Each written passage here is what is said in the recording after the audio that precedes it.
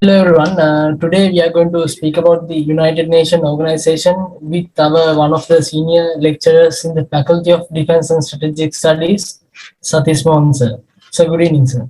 Very good evening, everybody.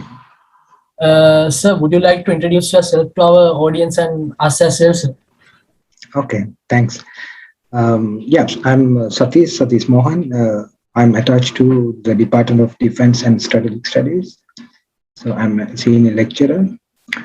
And yes, I have been teaching this module, the United Nations and Peace Support Operations for undergraduates and the master's students of KDU. And also my research area, something on peace and conflict studies, United Nations, and especially focus on international relations. Thank you, sir. Sir, can you elaborate some of the role of the United Nations in the world arena and the history of the United Nations organization? Okay.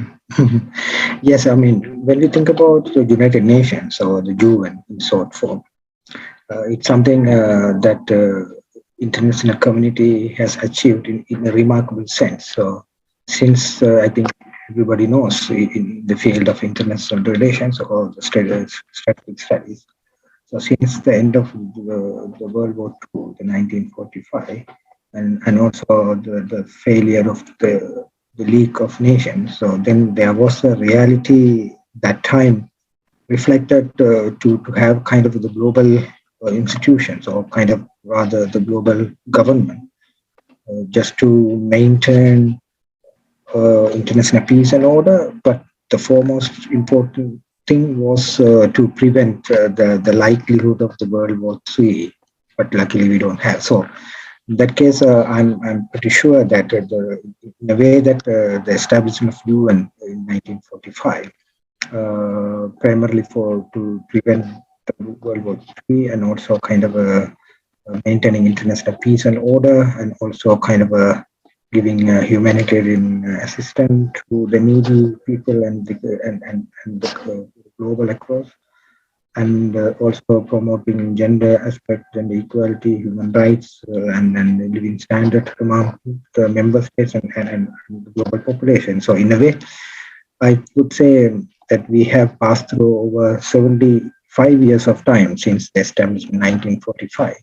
So what we can see, the achievement of the United Nations is something unmatched or something fascinating. Also, we would like to know about the part that played by the President of the United Nations and what kind of part he play in the General Assembly, sir.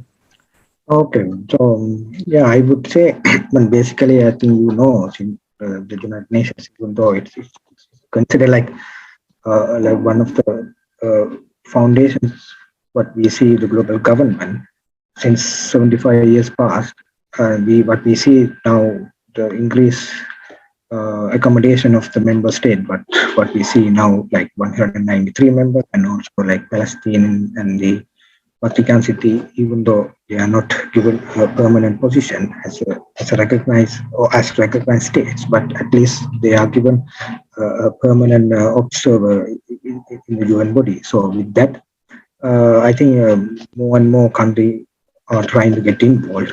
But at the same time, UN is fundamentally operate with the six main principal organs. So basically, the UN Secretary, General Assembly, which I'm going to talk about a little bit, and then the UN Security Council, and the Council for Economic and Social Council, and then the Trusteeship, and then the International Court of Justice, and then Secretariat. So there are six main bodies that each has their respective work to look the issues what they are pertinent to. But when we specifically looking to the Central Assembly, so now I think we have reached like 76th. So since almost 76 years the establishment of US, now the 76th president of the General Assembly. So that is the gentleman from the Maldives, former Foreign Secretary Abdullah.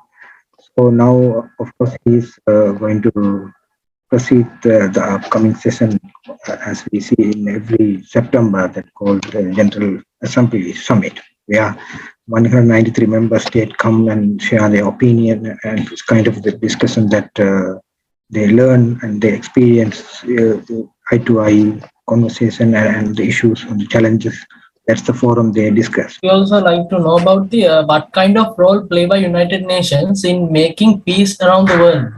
Yeah, I mean, that's the whole idea of the establishment of the UN. Basically, as I said, 1945, and that time, what was the reality about what we see, the Security Council, the permanent members, the 5 permanent members, the USA, UK, and the Soviet Union, and now Russia and China and France. So when the UN Charter was ratified by these 5 member states, so then the UN was formally established with 2 reasons. One is to prevent the World War III, and also to prevent the global conflict or the conflict among the member states. So the UN became a kind of a mediator or neutral body to manage the conflict with its member states.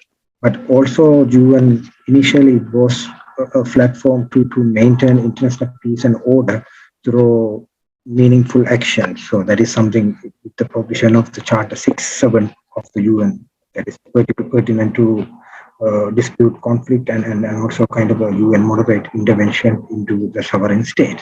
So anyway, the UN member state or UN is function based on the sovereign rights of the individual state, no matter small or the big. But that's the whole purpose and the idea of the UN. But when it comes to the UN role, predominantly for international peace and security, I would say it's purely managed by the Security Council. So even though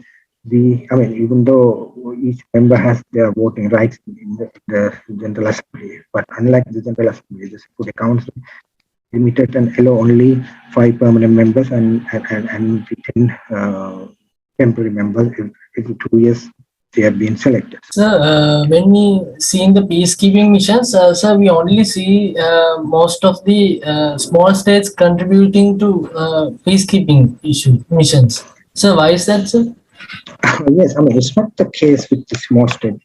So when we think about peacekeeping finance, the US is number 1, and then the Japan and then also the European countries. So in that way, they contribute a lot. So now you see the UN peacekeeping budget has reached somewhere around 8 billion USD.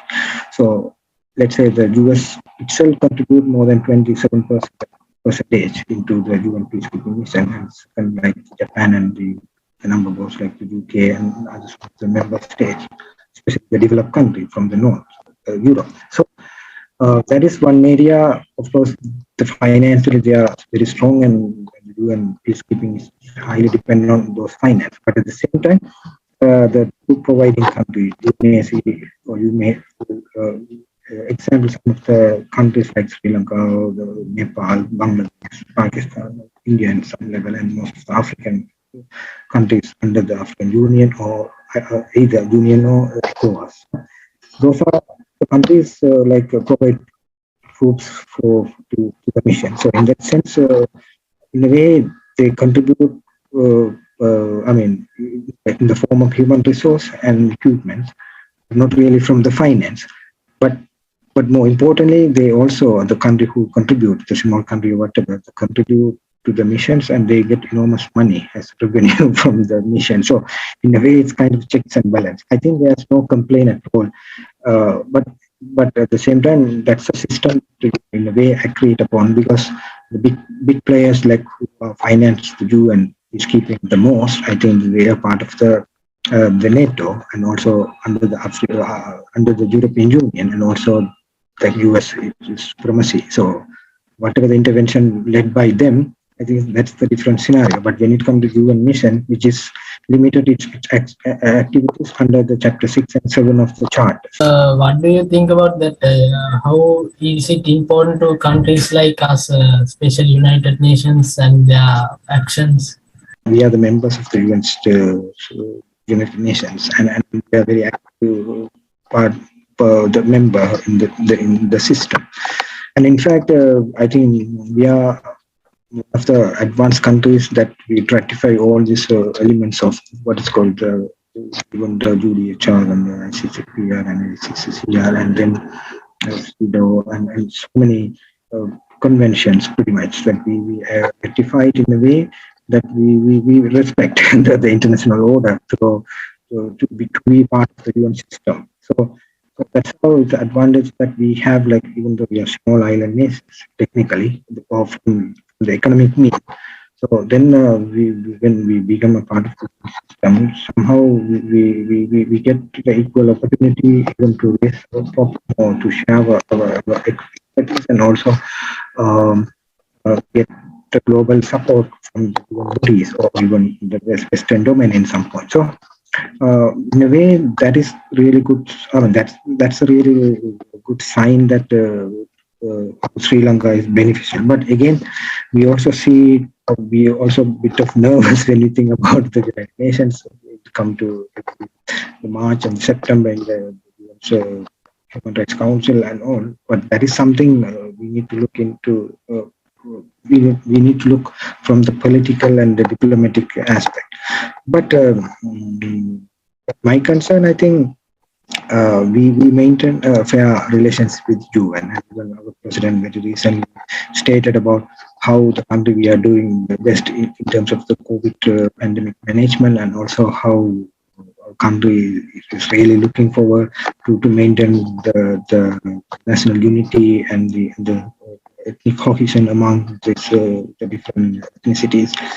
Why even the president placed to the meeting with Anthony Guterres 2 days back about his promise to look into even issue the death certificate to the disappearing cases. So that is something really fascinating, that we are really in a position to express ourselves and our position, not falling into kind of a political marginalization or kind of political manipulation of the Western time or the diaspora politics what we see. But I am very hopeful about our relationship with you. And there's no issues at all. In the sense like we need to worry about you, and no, or in a way that we need to isolate it from the system. Thank you, sir. With that, we wind up our session, and thank you, sir, for contributing your knowledge and time for us.